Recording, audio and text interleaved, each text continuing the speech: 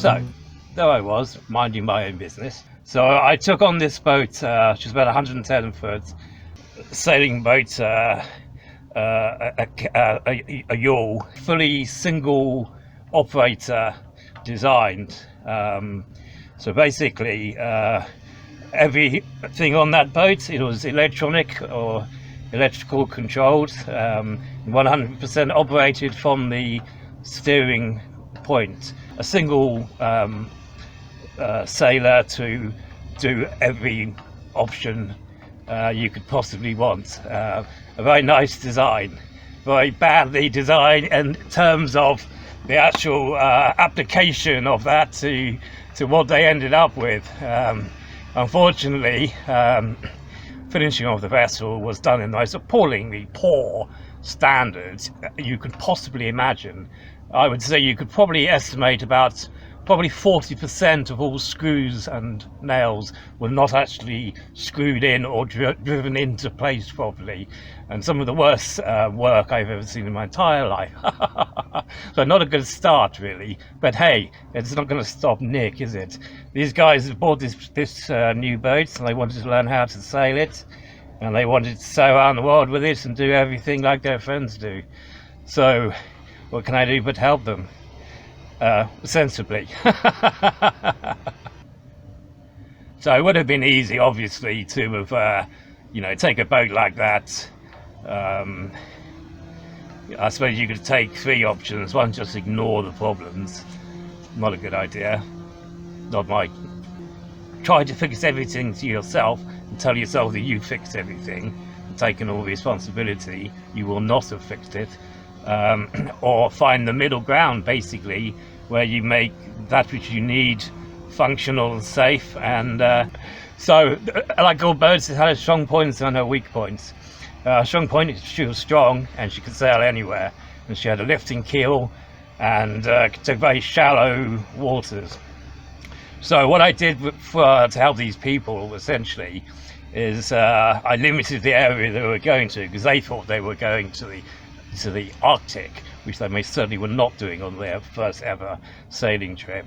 They went as far as Alsund in Norway, which is where I decided they would go and no further.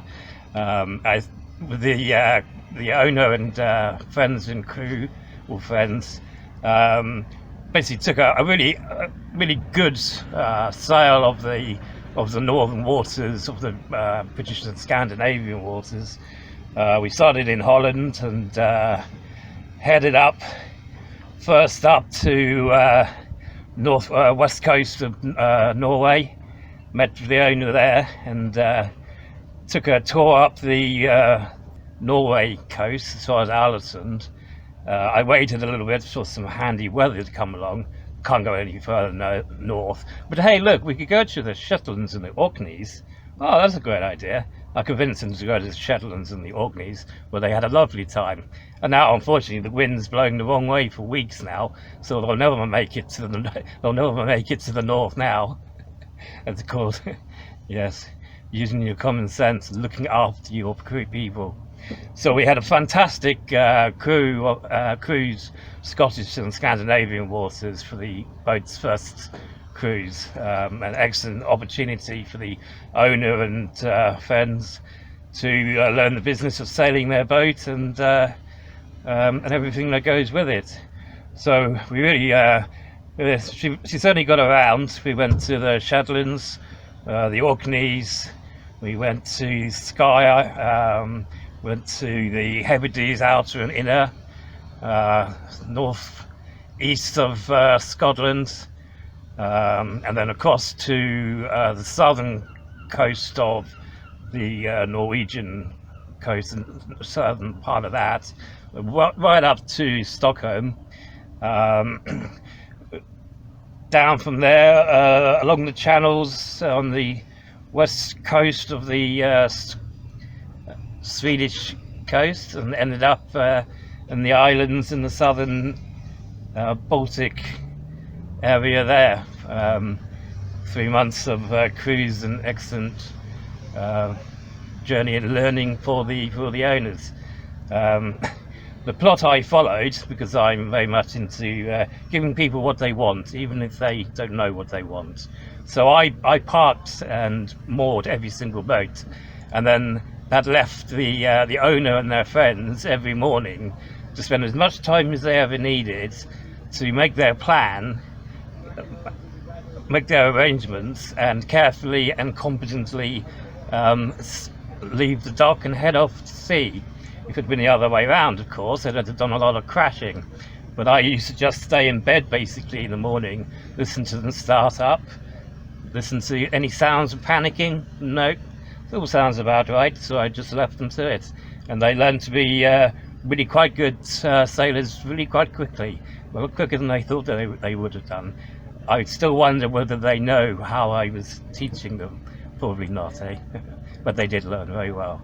So we went to all these places, and really in one cruise you really couldn't have seen more places. And for my own amusement and for learning the limits, as it were, I really took the boat to the absolute limits that she could achieve and manage in the world of sanity. So certainly I was never closer than 10 feet from the edge of the land, and there was always at least 6 inches of water beneath the keel at all times. Perfect, tons of water. She went everywhere. She was very unmaneuverable because she only had a single prop, and really severe one-way kick off the prop as well. But with a bit of planning and thoughts, it's amazing what you can do in a reverse 15 part turn when you need to. The boat went everywhere, but she had a lifting keel, and this is the important thing. With a lifting keel, you really can achieve a lot with it, even with a very big boat. And some of the channels I took her down were only about maybe like a meter or 2 meters of spare space to actually squeeze through. But she got through, it's all fine. So they learned a lot on that trip.